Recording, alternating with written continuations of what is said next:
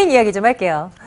코인키치 가정화폐 흐름 한번 진단을 하면서 이슈들 점검하면서 앞으로를 내다보는 시간입니다. 오늘 고팍스 김유범 연구원 화상으로 연결하겠습니다. 연구원님 안녕하세요. 네, 안녕하세요. 안녕하십니까. 현재 움직임 나타내고 있는 가정화폐들의 하나하나 흐름 좀 쫓아가 보도록 할게요. 현재 고팍스에서 거래되고 있는 코인들의 움직임 함께 보시죠. 자, 첫 번째 대표 비트코인 점검할게요. 0.86% 전일 대비 하락으로 진행되고 있고요. 좀 1,000만 원 달성에 참 버겁죠. 941만 8천 원대에서 움직임 나타내고 있고요. 이더리움도 챙겨봅니다. 이더리움은 그래도 오늘 빨간불이 좀 들어오는데요.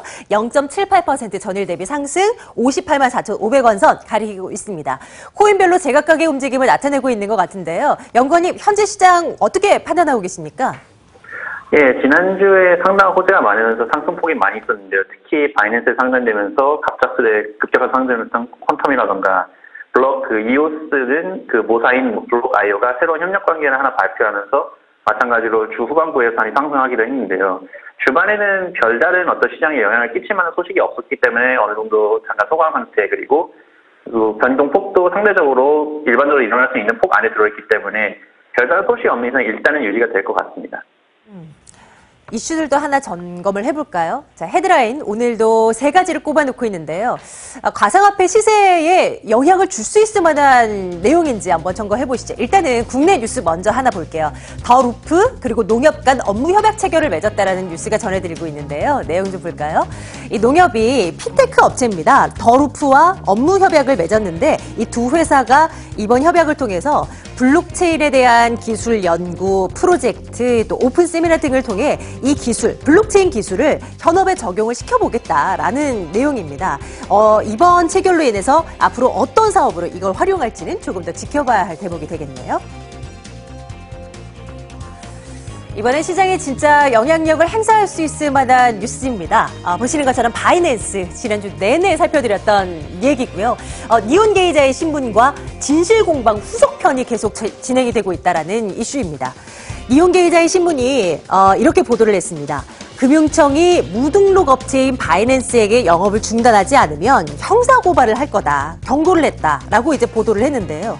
금요일 보도 이후 바이낸스 CEO가 법무팀과 금융거래국 간 대화가 있었다고 일단 밝힌 상황이고요. 신문의 보도대로 형사처벌이 가능할지 아닐지 이 여부에 대해서는 의견이 분분한데 끝나질 않은 이슈입니다. 추후 들려오는 이야기들 계속 전해드리도록 하겠습니다. 하나 더 볼게요.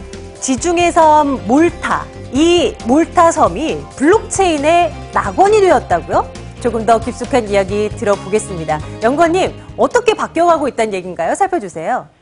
예, 은행을 생각하면 옛날에는 스위스라든가 케이맨 제도처럼 은행의 제도 특성 때문에 은행이 몰려가는 경우가 많았는데요. 지중해 섬국가인 몰타는 마찬가지로 암호화폐와 블록체인 기술 관련해서 자신들이 그것의 어떤 천국이 되겠다. 따라서 블록체인 기술과 ICO, 암호화폐 관련 등에 대해서 공개적으로 논의를 하고 분산 원장 기술 감독 기구를 설립하거나 암호화폐 법안을 제안하면서 효과적인 규제 및 명확한 법적 기반을 제공하기로 하여서 많은 블록체인 기술 업체들과 암호화폐 회사들의 이전을 환영하고 있는데요.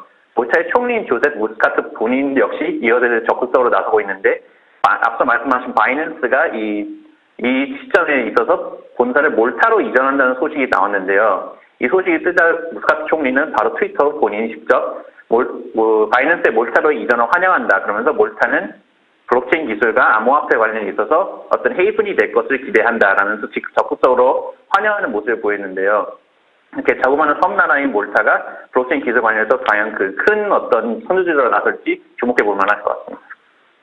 이렇게 블록체인 더 나아가서 이제 가상화폐를 어떻게 긍정적으로 조금 받아들이는 그런 나라들이 있는데요. 몰타 한번 앞으로도 지켜볼게요. 자, 연구원님 이제 코인 공부해볼까요? 오늘의 코인은 어떤 걸로 선정해 오셨습니까? 예, 오늘의 코인은 모네로라는 코인입니다. 가끔 언론에 나오는 것과는 달리 비트코인은 상대적으로 추적이 상당히 쉬운 코인인데요. 왜냐하면 각 거래가 블록체인 상에 기록이 되기 때문에 작성을 한다면 추적이 가능한데 이에 따라 거래 익명성과 프라이버시를 최우선으로 삼는 일명 익명성 암호화폐 중 하나입니다.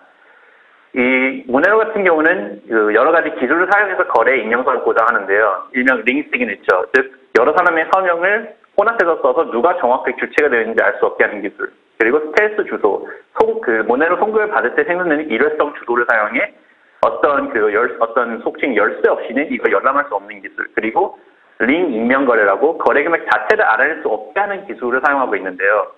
결과적으로 비트코인 같은 경우 철수가 영희에게 15BTC를 보냈다라고 하면 모네로 같은 경우는 누군가가 누구에게 얼마만큼의 그 모네로를 보냈다 이런 거밖에 나오지가 않거든요. 따라서 익명성이 요구되는 어떤 민감한 부분에 있어서 많은 주목을 받고 있는데요. 현재 모네로 같은 경우는 이외에도 코브리라는 프로젝트를 하나 진행하고 있는데요. 일명 인터넷에서 인터넷 투 인터넷 프로토콜, 아니면 I2P 프로토콜을 모네로 코드와 입막시켜서 실제로 모네로를 사용하고 있어도 외부 사람이 알 수 없게 만드는 기술입니다. 현재 이것은 알파 개발 단계 정도에 있어서 아직 실용화되지는 않은 상태고요. 이런 익명성 위주의 어떤 기능 때문에 혹지 않은 이게 위험 요소가 존재한다. 어떤 좀 불법적인 어떤 요소에 쓰일 여지가 많다라고 여기는 사람들도 있고 분명히 이런 위험은 존재하기는 합니다. 그러나 본인의 신용카드 거래 내역이 다 공개되는 것은 바라는 분은 아마 없으실 것 같은데요. 마찬가지로 익명성이라는 것이 어느 정도 필요한 점이 있기 때문에 이렇게 기술을 활용해서 익명성의 거래를 가능했다를 하는 점에서 모네로는 다른 익명성 암호화폐 등과 함께 주목해 볼 만한 코인이라고 생각합니다. 마지막으로 모네로는 현재 그 국제 시장에서 1토큰당 225불 정도의 거래액으로 거래되고 있습니다. 오늘의 코인은 모네로였네요. 이 통화에 대해서 또 스토리를 한번 되짚어봤습니다. 자, 오늘 고박스 김유범 연구원과 함께 말씀 나눴습니다. 연구원님 고맙습니다. 네, 감사합니다.